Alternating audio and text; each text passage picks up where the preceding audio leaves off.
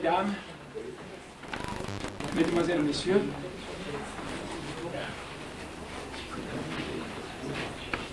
depuis la Deuxième République, chaque fois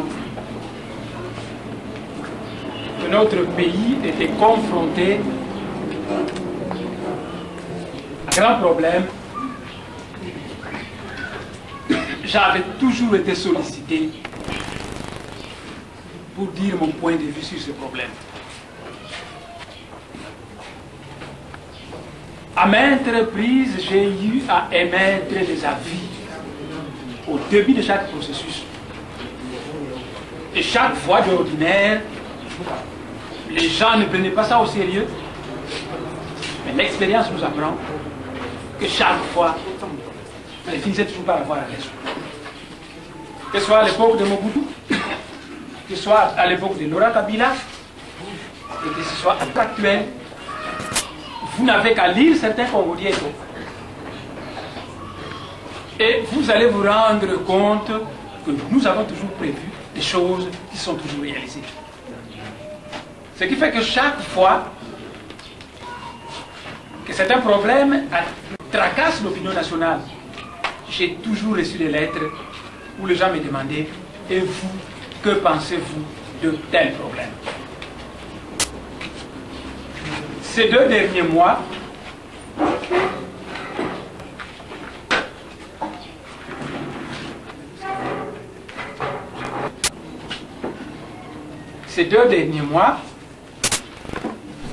l'opinion nationale congolaise a été particulièrement préoccupée par 2 problèmes.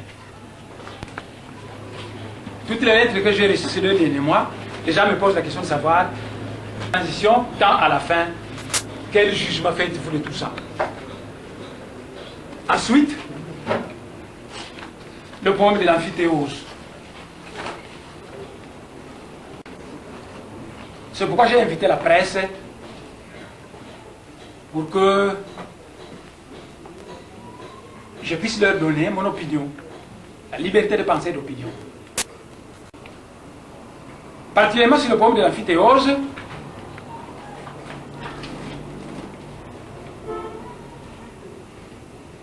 je m'en vais faire une introduction qui permet à certains d'entre vous qui n'ont jamais lu le dossier de l'amphithéose tel que les colons l'ont prévu, de faire quelques déclarations qui permettra à chacun d'entre vous d'abord de voir clair dans le dossier. Une fois que j'aurai fait cette introduction, je vous passerai la parole pour que vous se posez des questions, toutes les questions que vous voulez à ce sujet.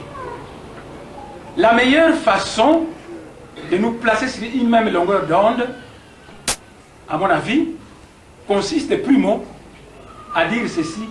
Primo, que disent les colons eux-mêmes de leur projet d'amphithéose? C'est ce que je dois d'abord vous dire. Il faut que je vous dise le projet d'amphithéose, ses initiateurs, les colons, qu'est-ce qu'eux-mêmes disent de ce projet.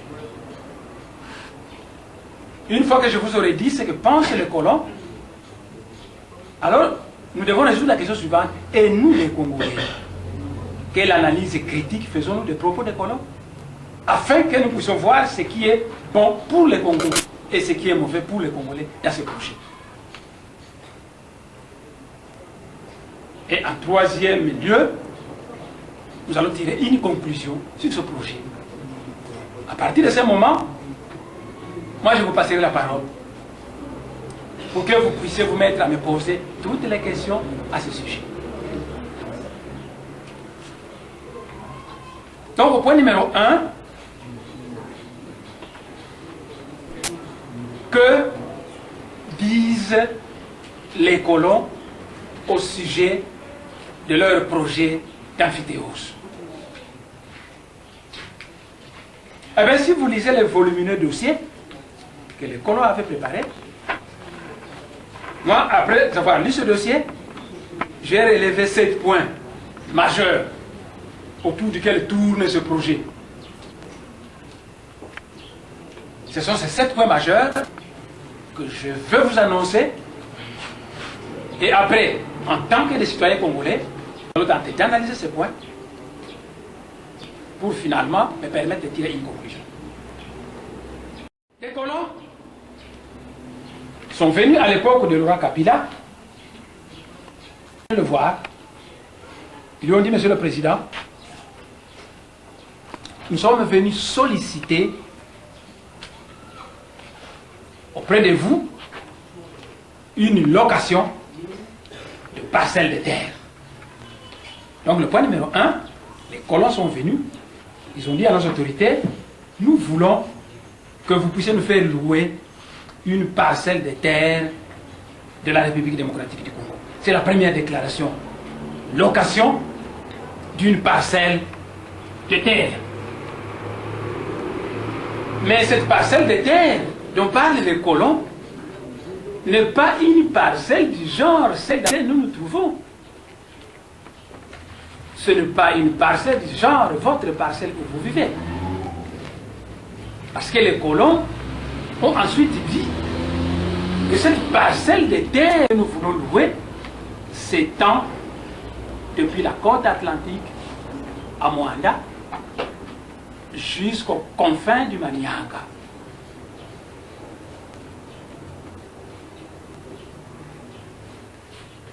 En d'autres termes, la parcelle de terre qu'ils ont visée englobe toutes les terres de la République démocratique du Congo qui sont situées à la rive droite du fleuve.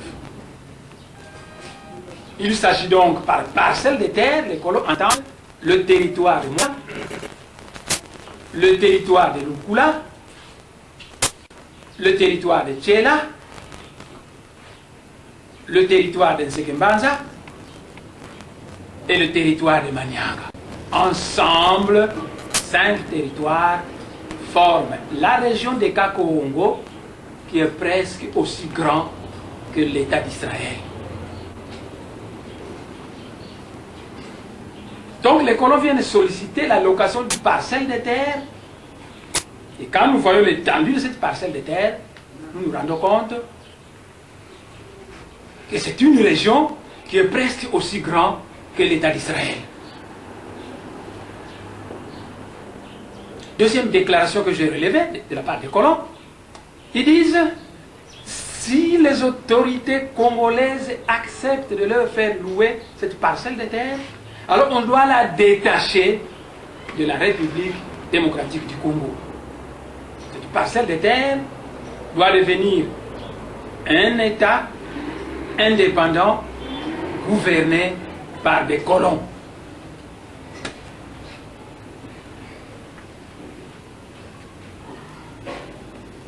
Et les colons continuent en disant, cette parcelle de terre devient donc un État indépendant, eh bien, elle va être clôturée sur toute l'étendue de ses frontières. Qui va être clôturée sur toute l'étendue de ses frontières.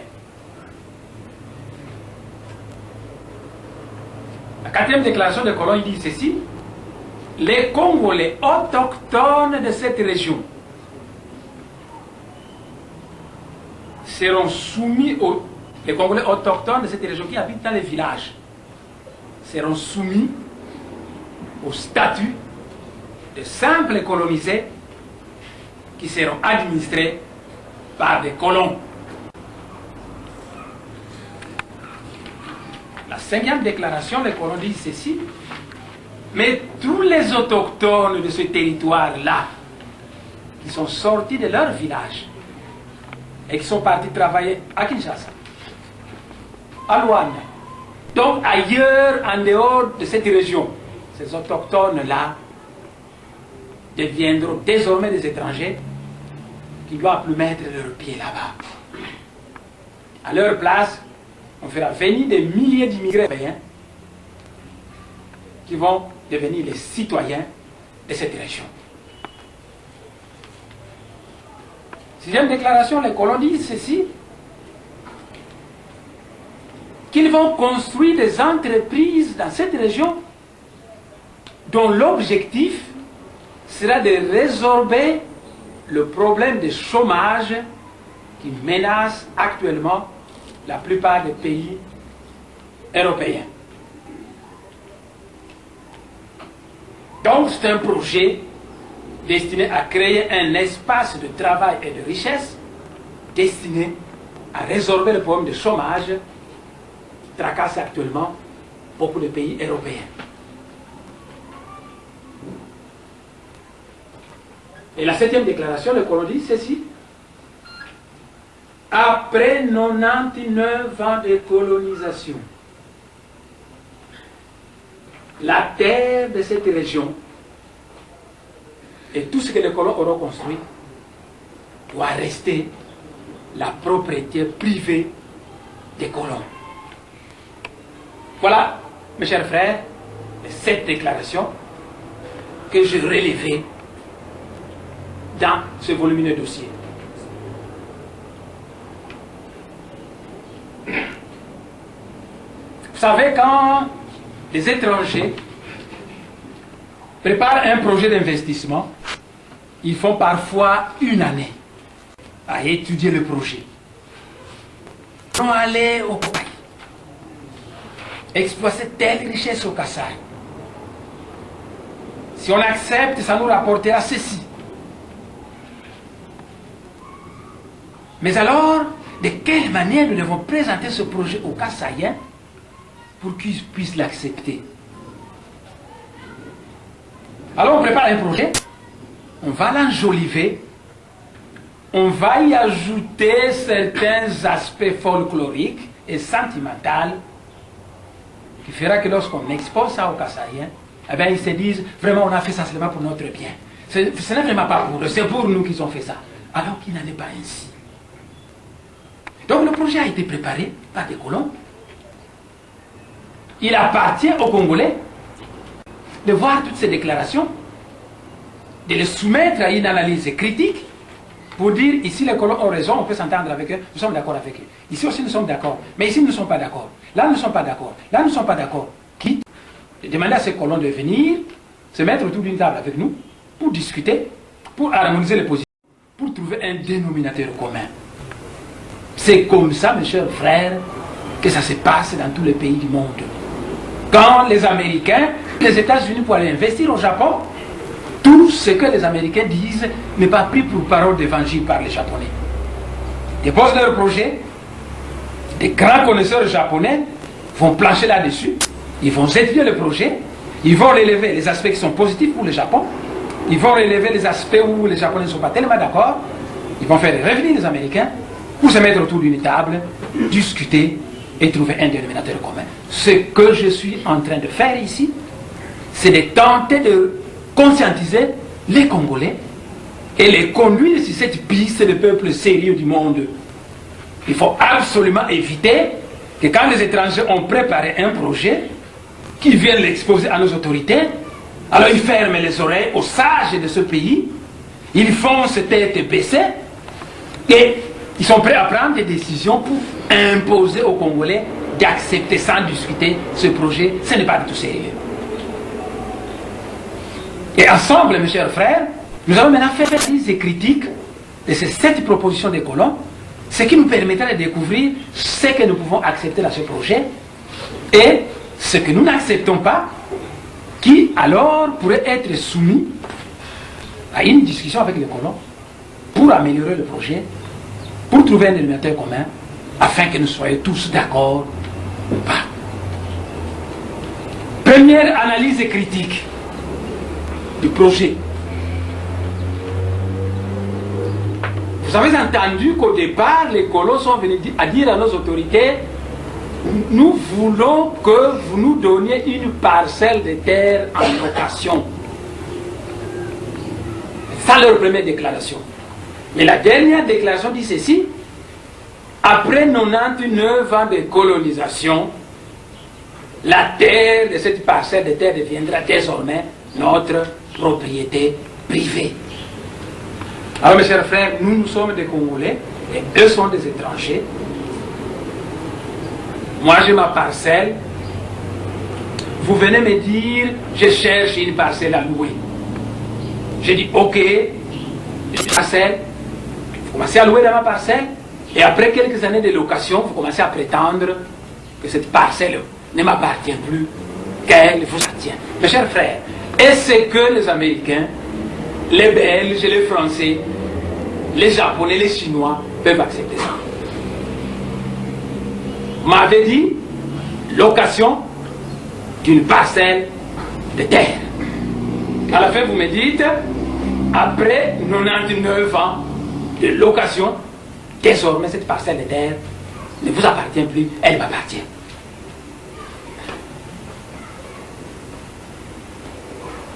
Vous voyez, là où je vous ai demandé que quand on nous amène des projets d'investissement, il faut les étudier.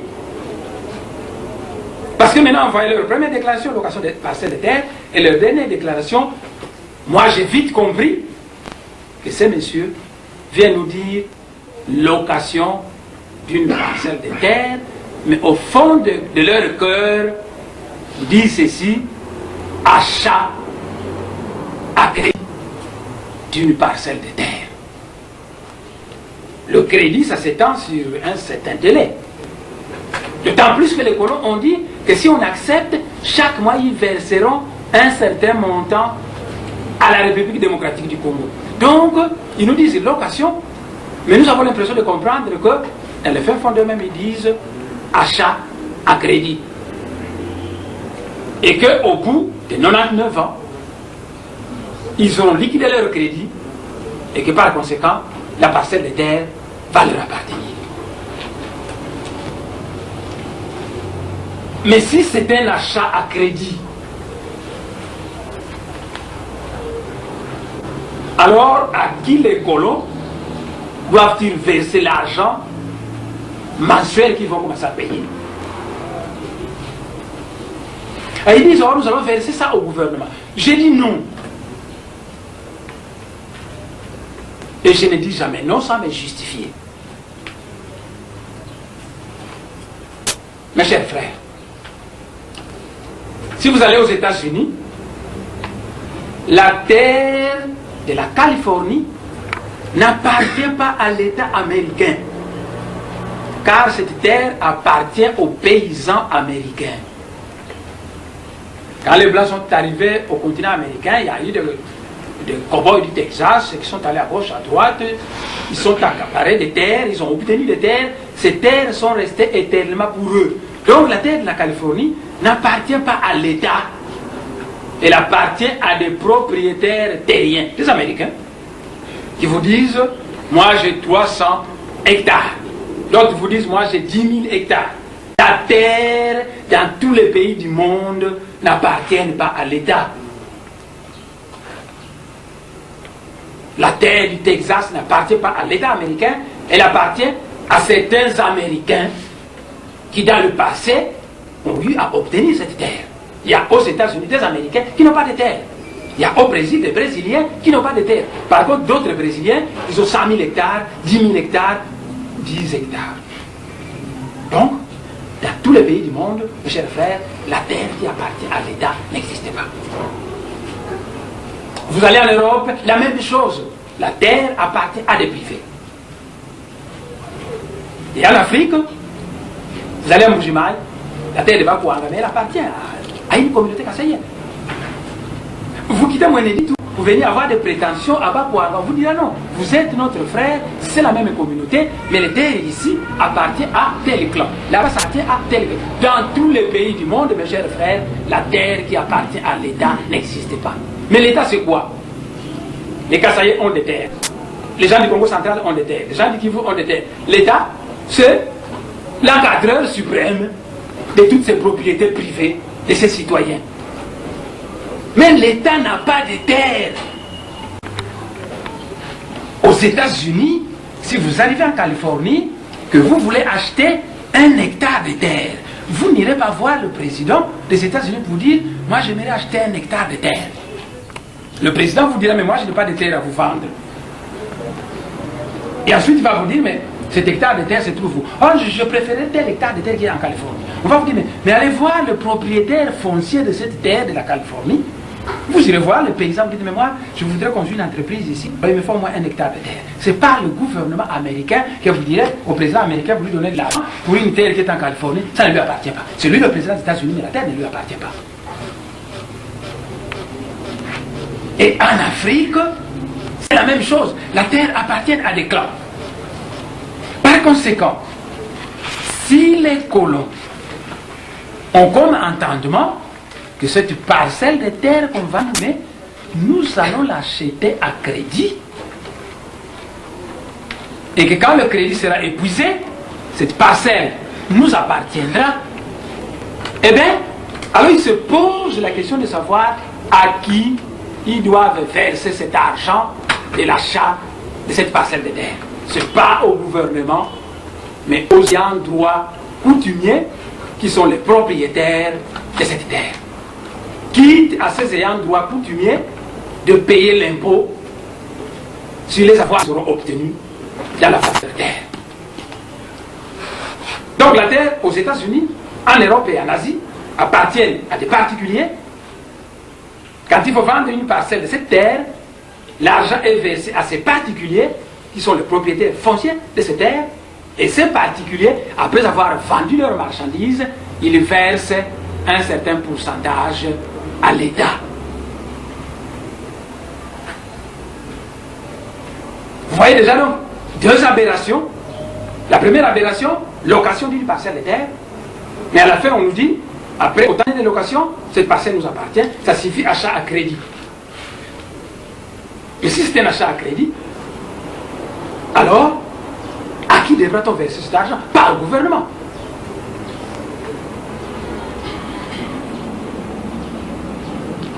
On devra verser cet argent aux ayants droit coutumiers qui ont accepté de vendre leur terre et qui taillent de payer l'impôt à l'État. On nous a déjà appris, il semblerait, bon, ce sont des rumeurs, hein? Ce sont des rumeurs. Les rumeurs disent qu'on a déjà versé 100 millions, mais à qui on a versé 100 millions? Mes chers frères, la terre, c'est le bien le plus précieux que puisse avoir un peuple. Mais si nous vendons en désordre la terre de notre pays aux étrangers, soyez assurés que plus tard, nous deviendrons des étrangers dans notre propre pays. La terre, c'est le bien le plus précieux d'un peuple. Parce que la nourriture que nous mangeons provient de la terre. L'eau que nous buvons provient de la terre. Le diamant, l'or, le coltan, tous les minéraux proviennent de la terre. Les poissons proviennent des rivières qui sont dans la terre. Donc la terre ne se brade pas à la légère. Mais je dis ceci, si les colons veulent venir investir, nous devons toujours dire avec eux et trouver un dénominateur commun avec eux qui sera avantageux pour eux et pour nous. Mais il ne faut pas passer par la fraude.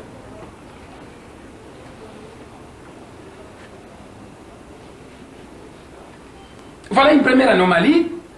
Si c'est un achat à crédit, alors l'argent doit être versé aux ayants droit coutumiers, qui sont les propriétaires fonciers de ces terres, quitte à eux de payer un certain pourcentage d'impôt à l'État. La deuxième aberration du projet. Les colons disent que cette parcelle de terre sera clôturée sur toute l'étendue de sa frontière afin d'empêcher pendant 99 ans aux Congolais et autres nègres d'aller se promener librement sur ce nouveau état de l'apartheid.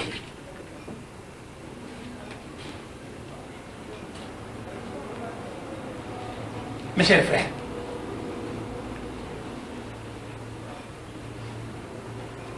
ce n'est pas une petite parcelle comme celle-ci, mais c'est tout un pays, c'est toute une région aussi grande que l'État d'Israël. On vient prendre, il va y avoir des entreprises, mais ils mettent déjà une clause qu'on va la clôturer pour ne pas permettre aux Congolais et autres nègres d'aller se promener librement sur ce territoire. Il faut un passeport, il faut un visa.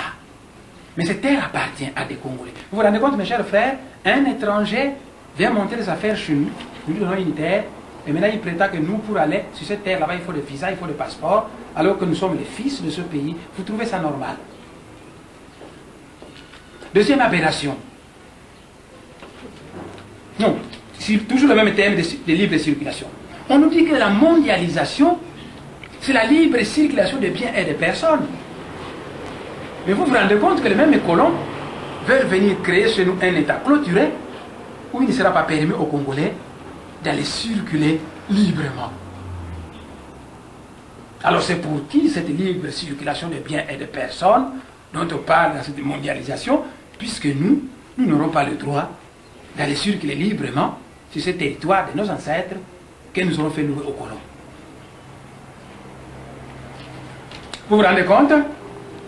Actuellement, l'Union européenne, mes chers frères, a doublé son budget pour la lutte contre l'immigration.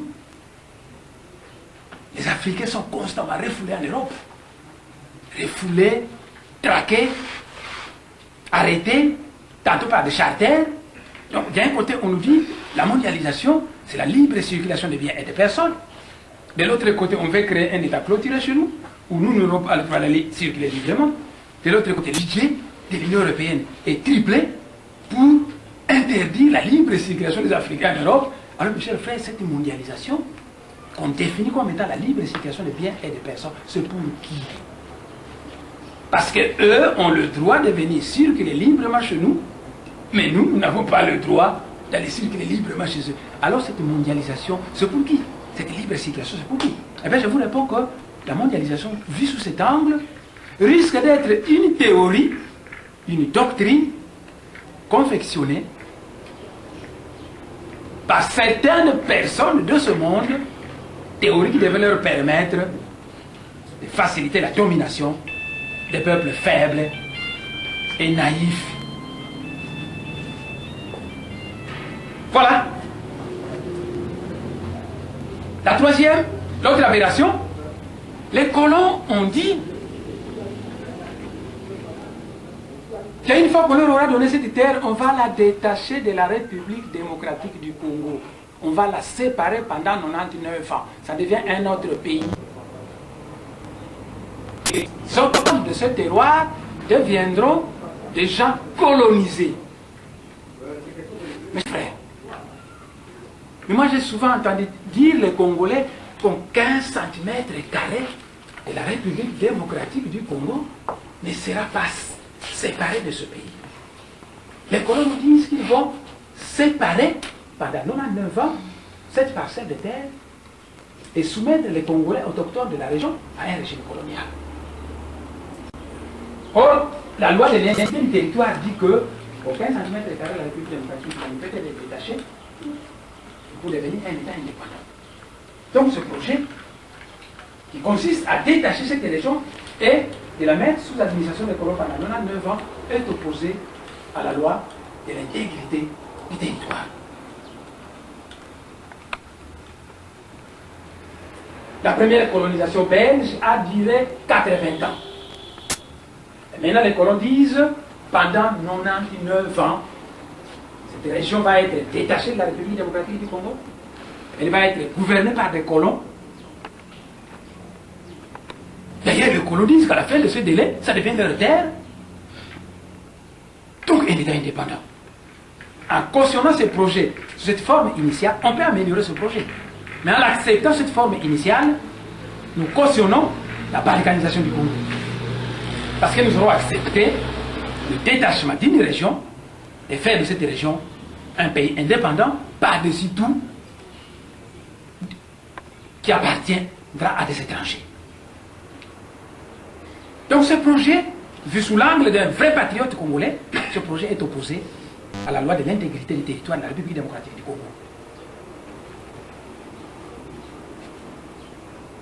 Il est dit par les sages que celui qui ne connaît pas son passé ne peut pas faire des projections fructueuses pour le futur. Parce que le passé a préparé le présent, qui est en train de préparer le futur. Or, en 1960, les pères fondateurs de ce pays, de l'indépendance, qu'est-ce qu'ils avaient dit? Il était dit en 60 que l'indépendance que nous venons d'obtenir est pour tous les citoyens congolais. Et plus jamais, un citoyen de ce pays, on n'acceptera plus jamais qu'un citoyen de ce pays soit soumis à un nouveau régime colonial qui lui ferait perdre cette indépendance qu'elle venait d'obtenir au prix de lourds sacrifices. C'est ce qui était dit en 60. Nous voyons que ce projet dit clairement que ce sont les colons qui vont diriger là-bas et que les Congolais autochtones de là seront simplement soumis au statut des colonisés. Ce projet donc est opposé à l'indépendance que les Congolais ont chèrement acquis en 1960. Voilà une autre aberration. L'aberration suivante, les colons disent ceci, que tous les Congolais originaires de ce terroir-là, mais qui n'habitent pas au village, n'auront plus le droit de rentrer là-bas.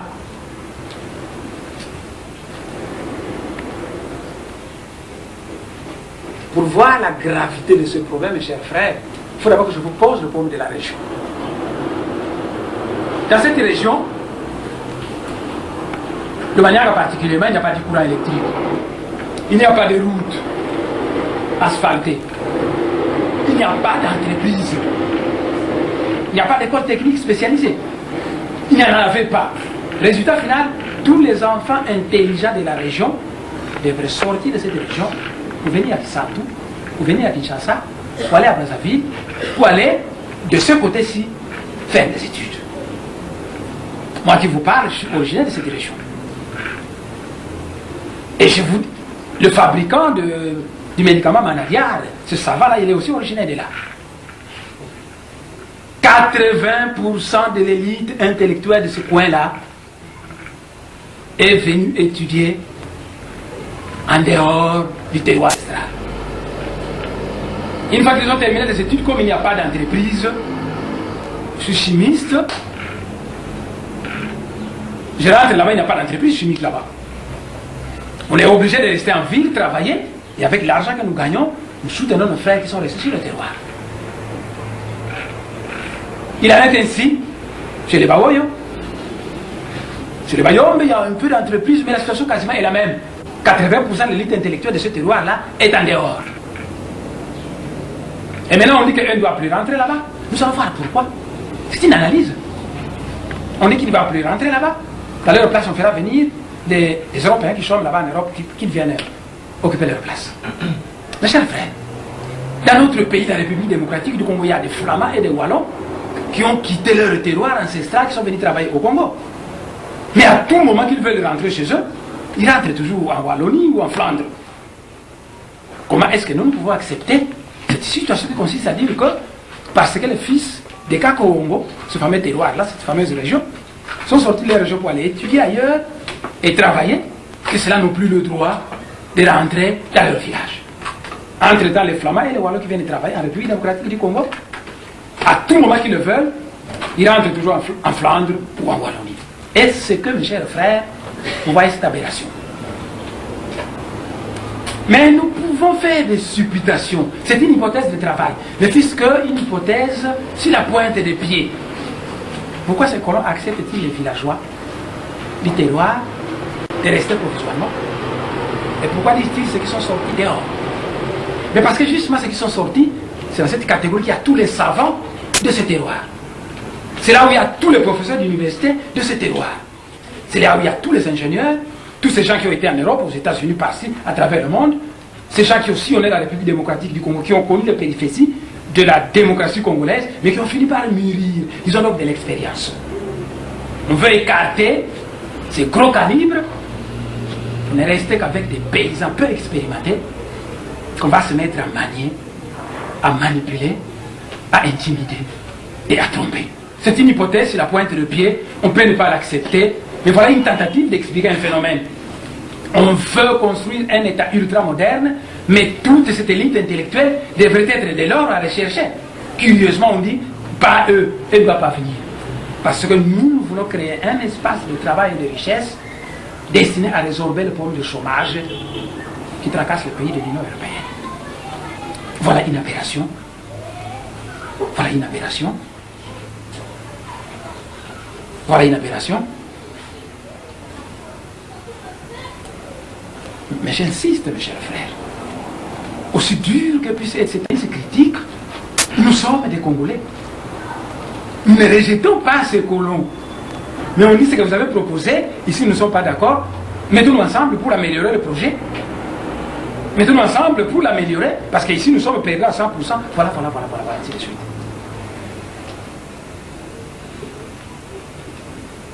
Mes chers frères, dans la force d'une famille, dans une famille, tout le monde n'a pas les mêmes dons.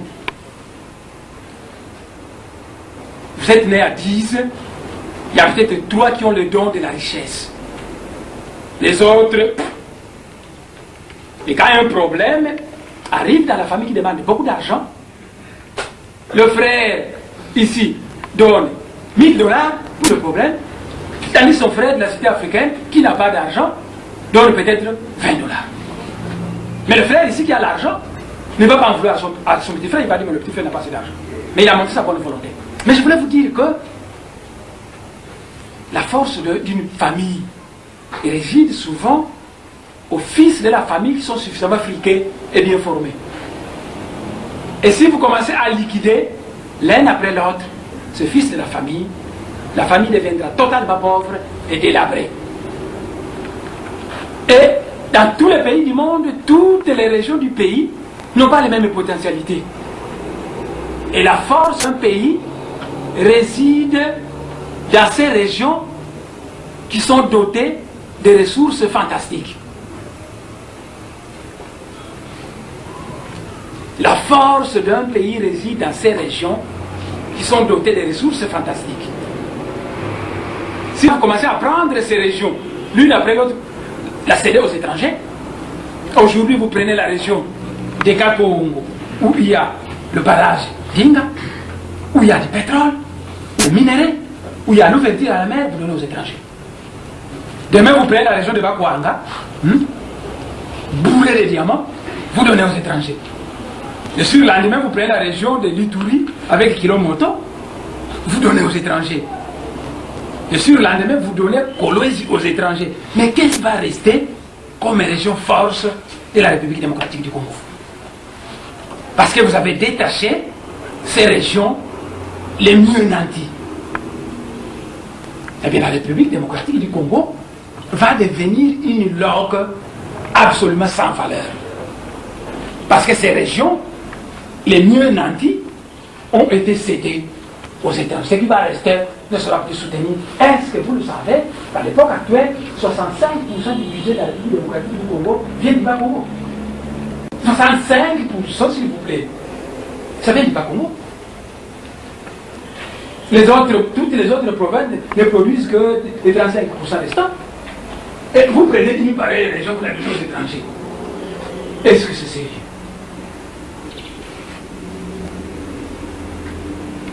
Voilà une aberration. La force d'une famille, la force d'un pays réside dans les enfants de la famille, les régions du pays qui sont dotées de ressources fantastiques. Si vous commencez à céder ces régions aux ressources fantastiques aux étrangers, viendra un moment le pays devient une langue sans valeur. Céder la région de Kakongo, céder la région de Bakwanga, céder Kilomoto, céder la région de Kolwezi, et patati patata, qu'est-ce qui va rester à la République démocratique du Congo?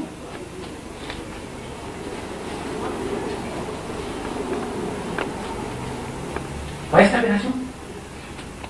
L'autre aberration de ce projet,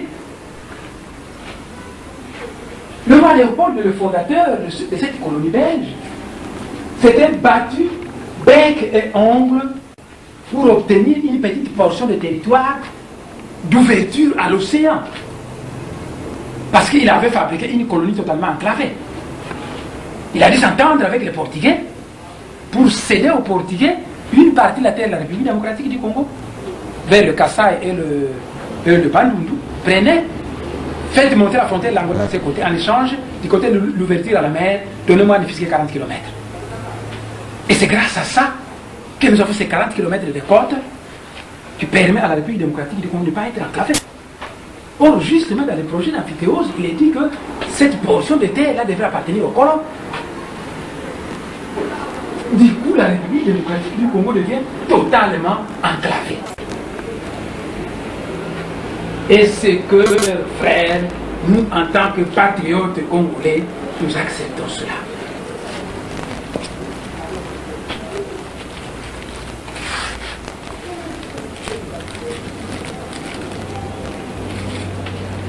Voilà. Mais je pouvais continuer, mes chers frères. Si je prends ce volumineux dossier, je pouvais continuer. Je suis capable de parler pendant 6 heures d'affilée avec leur dossier là, passer page par page et vous sensibiliser. En guise de conclusion, je vais maintenant conclure, ensuite je vais vous passer la parole pour poser vos questions. Ça, ce n'est qu'une introduction, pour vous mettre sur la même longueur d'onde que moi, parce que vous allez risquer de me poser des questions tout à fait à côté.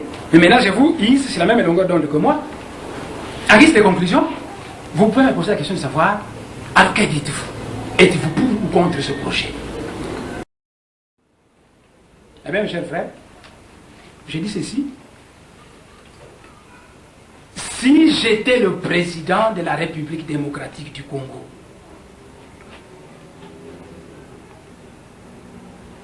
si j'étais le président de la République démocratique du Congo, j'allais inviter ce consortium de colons de m'envoyer une délégation destinée à venir discuter avec moi ce projet. Le Mwanansemi, président de la République démocratique du Congo, invite les colons de la Fédéose de lui envoyer une trentaine d'experts de ce projet pour venir discuter avec le président de la République démocratique du Congo. Et quand ces colons allaient venir, j'allais les recevoir très fraternellement, mais j'allais utiliser toute ma logique scientifique et toute ma rigueur pour tenter de les convaincre d'une chose. Mais quelle est cette chose? Quelle est cette chose? J'allais leur dire ceci. Primo, je suis tout à fait d'accord que vous veniez investir chez moi. Voilà ma première déclaration que j'allais leur dire. Je suis tout à fait d'accord que vous veniez investir chez moi. Mais sachez que je suis le président de la République démocratique du Congo. Et comme tel, je suis responsable du bien-être social des Congolais de toutes les provinces.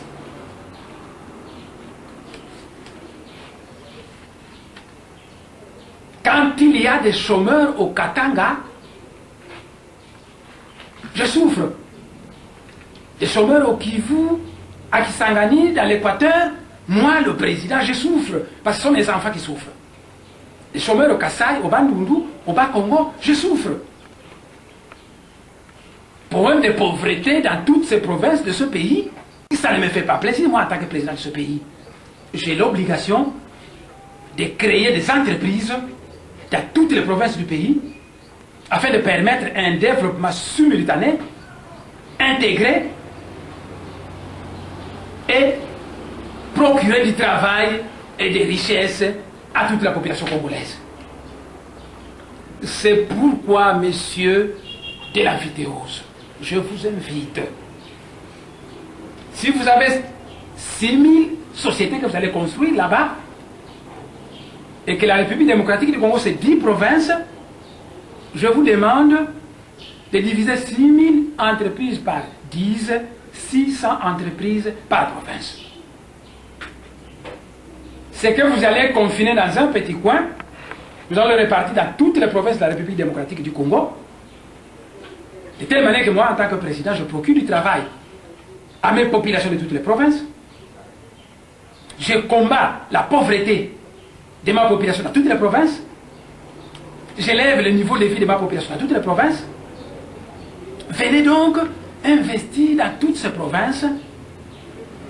Vous avez cherché à avoir des petits lopettes de terre que vous allez acheter à Kakongo. Je vous promets que tous les colons qui vont s'investir sérieusement dans notre pays, dans le développement, s'ils veulent obtenir une nationalité congolaise, moi j'accepterai leur accorder cette nationalité parce que ce sont des étrangers qui se sont impliqués sérieusement dans le développement de notre pays.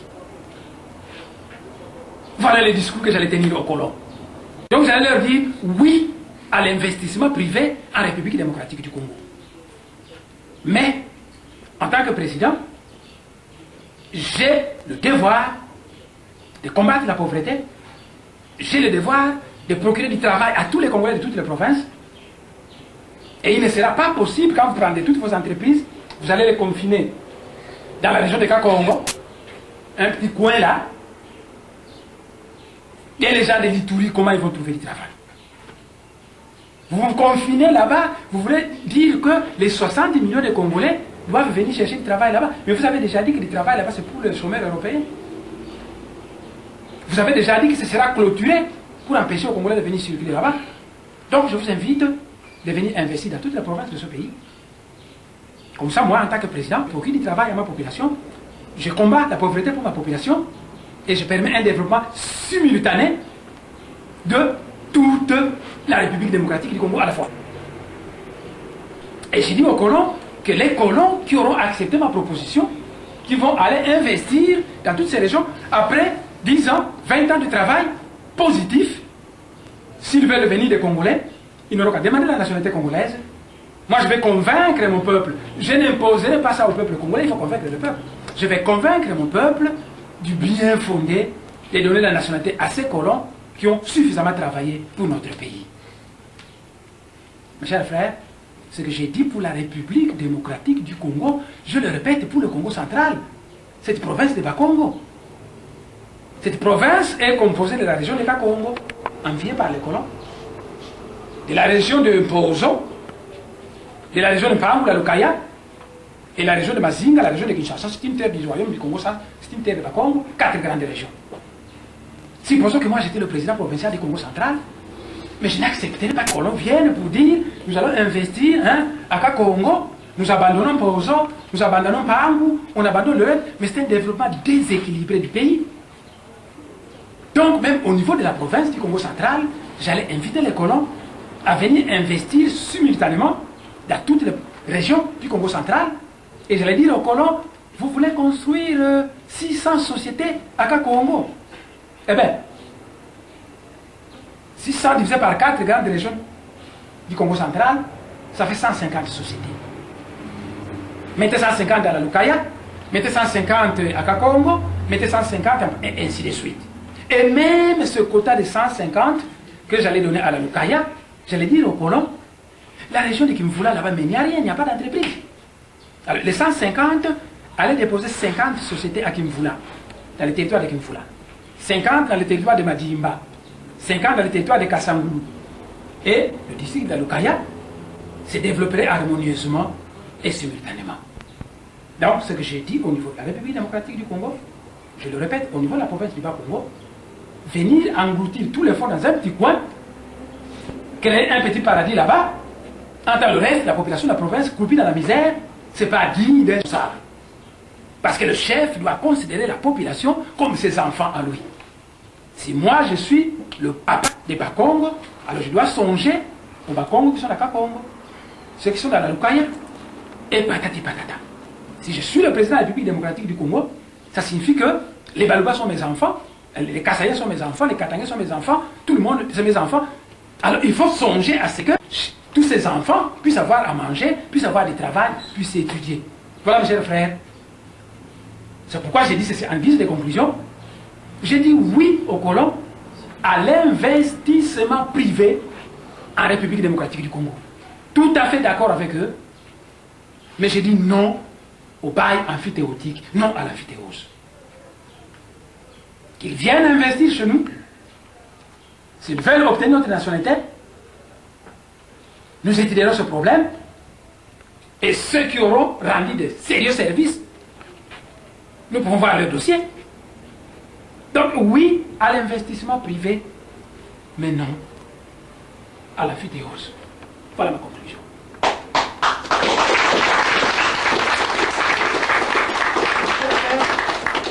Maintenant que je vous ai hissé sur la même longueur d'onde que moi, je passe la parole à la presse pour poser les questions, mais alors toutes les questions qu'elle veut, avec le Hongui, il n'y a pas de questions taboues.